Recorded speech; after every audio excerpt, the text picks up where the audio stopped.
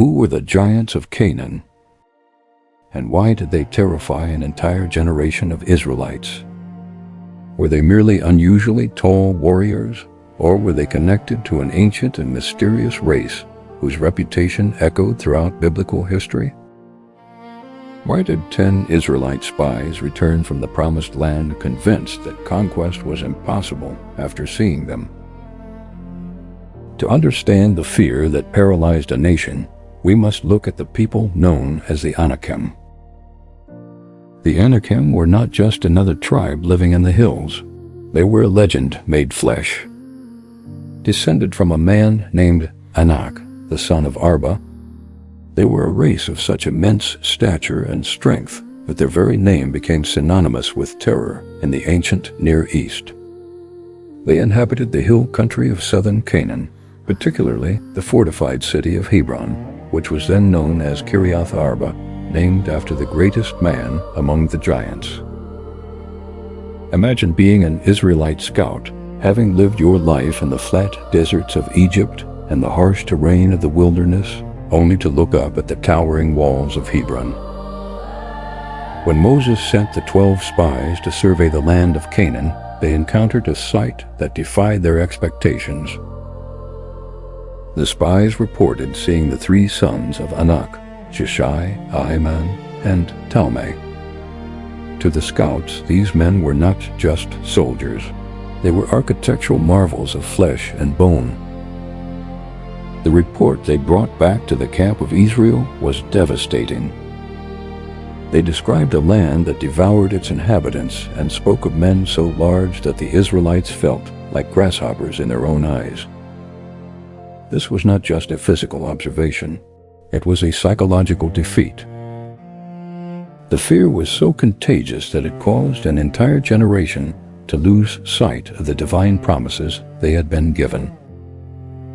Because of this paralyzing fear, the Israelites were sentenced to 40 years of wandering. While a new generation grew up in the desert, the giants remained in their high fortresses, secure in their perceived invincibility. It seemed as though the Anakim had won by default, their presence alone acting as a biological barrier to the promised land. But the story of the giants does not end with a stalemate.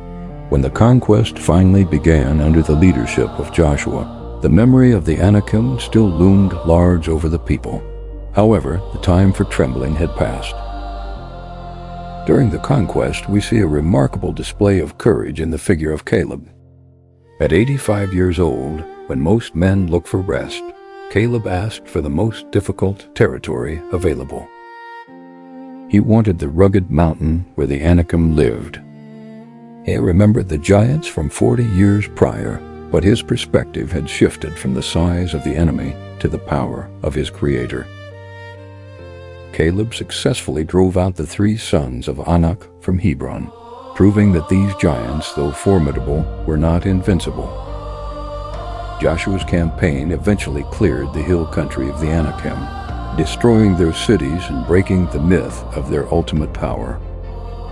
However, the biblical record tells us that the giants were not entirely wiped out during these initial wars. Some survived and fled to the Philistine coastal cities of Gaza, Gath, and Ashdod. This is a crucial detail, as it provides the historical bridge to the most famous giant of all, Goliath of Gath. These remnants of the Anakim and the related Rephaim continued to plague Israel for generations. They appear again during the reign of King David, where we read about David and his mighty men engaging in battles against the last of the giant descendants. It took a king after God's own heart to finally clear the land of these towering threats, once and for all. When we distinguish between the Anakim and other groups like the Rephaim, we see a complex tapestry of ancient peoples.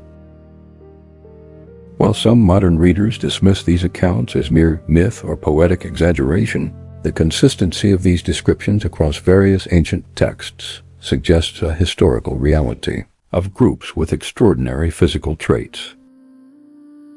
The Bible presents them not as gods or supernatural phantoms, but as physical men who, despite their size, were ultimately subject to the same vulnerabilities as any other nation.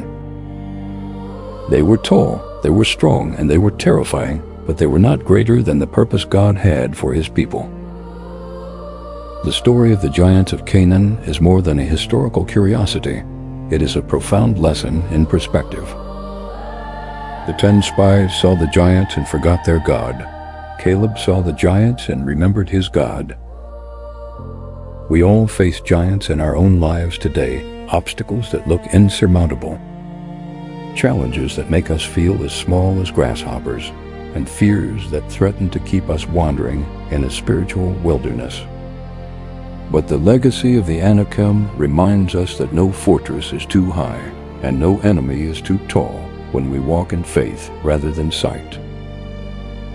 The giants of our past do not have to dictate the boundaries of our future. Thank you for exploring this fascinating chapter of biblical history with us. If you enjoyed this journey into the world of the ancient giants and the heroes who faced them, please consider subscribing to Bible Stories and Insight for more deep dives into the people, places, and mysteries of the Bible. Your support helps us continue to bring these ancient narratives to life for a modern audience. Thanks for watching, and stay tuned for our next episode.